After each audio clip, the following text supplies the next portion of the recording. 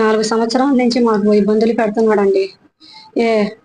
మా ఆయన లేడు, నేను మా అమ్మాయే ఉంటాం. మేము ఉంటే వచ్చి పెళ్లి చేసుకుంటాం అది అంటే, నువ్వు వచ్చి చేసుకునేదేంటి, మీ అమ్మ మీ నాన్న రావాలంత ఇష్టపడ్డాడు, రా మీ అమ్మ మీ నాన్నకి మీ వాళ్ళ బంధువులు తీసుకొచ్చుకో చేస్తానన్నాను. అంటే లేదు వాళ్ళు రారన్నారు. అట్ట రాకపోతే అక్కడ దొంగ పెళ్ళిళ్ళు మేము చేయమయ్యా, మాకెందుకు, మా పరిస్థితి బాగా, మేము అసలు ఆడవాళ్ళం, నేను భర్త లేని దాన్ని అని నేను చెప్పాను. నేను చెప్తే అతను ఏం చేశాడు, సరే అని 2 రోజుల తర్వాత మేము పడుకొని ఉండాం బయట. ఆ రోజు కరెంటు పోయింది, బయట మంచాలు వేసుకొని మా ఇంటి పక్కన వాళ్ళు మేము అందరం బయట పడుకొని ఉంటే వచ్చి 10 మందికి వేసుకొచ్చి రౌడీలకి తాపిచ్చి కర్రలతోటి దాడులు చేసి, నేను అమ్మాయి ఉంటే మమ్మల్ని తిప్పి తిప్పి కొట్టి, నా తలకాయ పగలు కొట్టి, గుండెల మీద నాకు లేవకుండా కాలేసి తొక్కి నా కళ్ళు బయర్లు కమ్మినాయ్యా. నాకు బాగలేదు. ఆ రోజు రక్తం అయితే కారిపోతుంది వ్యతిరేకంగా. కొట్టి చేస్తే నాకు మాట రాట్లా. ఈ అమ్మాయికి అయితే వ్యతిరేకంగా తిప్పి తిప్పి కొట్టున్నారు. 4 కొట్టారయ్యా. అతను కొట్టింది కాక కొడుతుంటే ఇళ్ల పక్కన వాళ్ళు వచ్చినా కానీ, ఎవరు వచ్చినా కానీ మీకు ఇదే శిక్ష, మీకు కూడా ఇదే శిక్ష అంటే వాళ్ళు పక్కనకి భయపడి వాళ్ళు రాలేదు. దండం పెడతామయ్యా, వదలండి అయ్యా, పాపం ఆడవాళ్ళు వాళ్ళు ఇద్దరు, వాళ్ళు భర్త లేని వాళ్ళు అసలు ఇబ్బందులు ఉందా, ఆమె ఏదో కష్టజీవి చేసుకుని బతుకుతుంది అని అన్నా కానీ మాకు వదలలేదయ్యా. మాకు వదలకుండా మాకు చాలా ఇబ్బందులు చేసి కొట్టి, ఆ మాటలు కాదా, ఇనే మాటలు కదా, చెవులలో రక్తం వస్తుంది. ఎంతమంది, నేను ఏమైనా చేస్తాను, మా ప్రభుత్వం ఇది, మేము ఏమన్నా చేస్తాము, మాకేం పీకలేరు అని అన్నారు. సరే గవర్నమెంట్ హాస్పిటల్కి మేము రక్తం వస్తుంటే కట్లు కట్టించుకుంటానికి వస్తే ఇక్కడ కూడా రానికుండా, ఇక్కడ కూడా బయట కూడా మాకు తరిమారు. 50 మంది పెట్టారు. ఈడ 50 మంది పెడితే మేము వెనక్కి వెళ్ళిపోయాం. పోలీస్ స్టేషన్ పోయి కేసు పెడదామంటే అక్కడ కూడా పోలీస్ స్టేషన్ కాడ బయట 50 మంది పెడితే గుండెలు జారిపోయిన వీళ్ళు మమ్మల్ని చంపాలని చేస్తున్నారు. మేము అంట ఆధారం లేని వాళ్ళం, మేము పేదవాళ్ళము, వద్దు మనకి ఎవరు అడిగేవాళ్ళు లేరు, ఎందుకులే ఆడపిల్ల విషయము, ఎవరు పాపం వాళ్ళే అనుభవిస్తారని మేము బయటికి ఇంకా ఇంటికి వెళ్ళిపోయాం. ఇంటికి వెళ్ళిపోతే మా కేసు కూడా తీసుకోలేదు.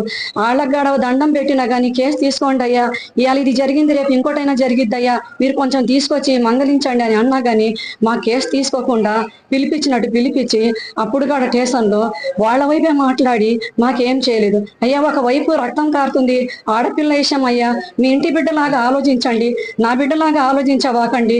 ఎవరిదైనా ఆడపిల్లేనయ్యా, నా బిడ్డకు జరిగినట్టు ఎవరికి జరగకూడదని నేను ఎంత కాళ్ళ ఏళ్ల పడ్డా కానీ మా మాట ఎవరు ఆలోచించలేదయ్యా.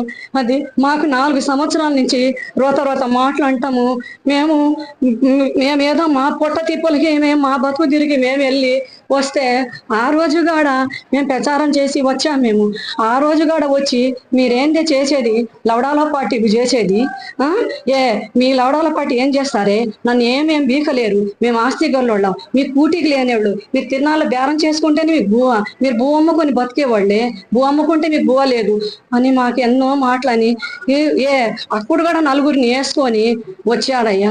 మాకు చాలా ఇబ్బందులు పెట్టి 4 సంవత్సరాల నుంచి ఒకటే ఇబ్బందులు. మాకు ఎన్నోసార్లు కొట్టాడు.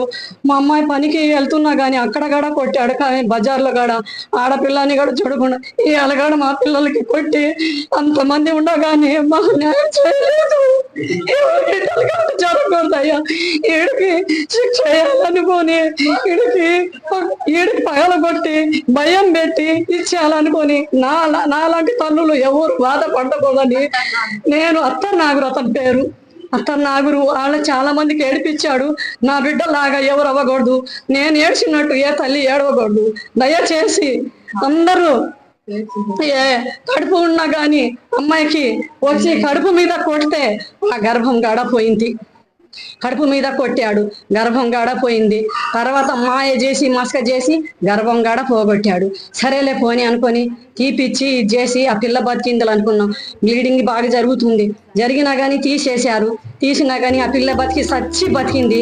ఎంత బకెట్ రక్తం పోయింది ఆ అమ్మాయికి. ఆ రక్తం కాదు ఇంకా చచ్చిపోయింది అనుకున్నాను. ఏదో మీ వెనకాల ఏదో ఉందమ్మా అన్నాడు డాక్టర్.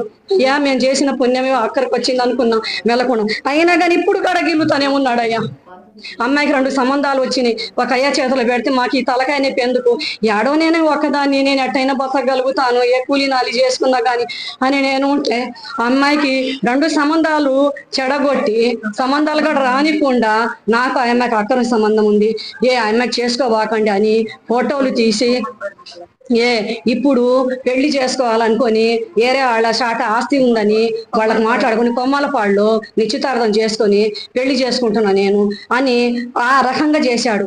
మా అబ్బాయికి నమ్మకంగా తీసుకెళ్ళి కూడా అయ్యప్ప స్వామి గుడి కాడ మంచితనంగా తీసుకెళ్ళి ఆ అబ్బాయి ఏరే అతను తెలిసిన అబ్బాయి చేత ఎవడు పిలిస్తే వస్తాడు అన్నాడు ఫుల్లుగా మందు దాపించి 15 మంది చేత వాడికి చంపేయాలని ఆ రోజు తెచ్చేశారు.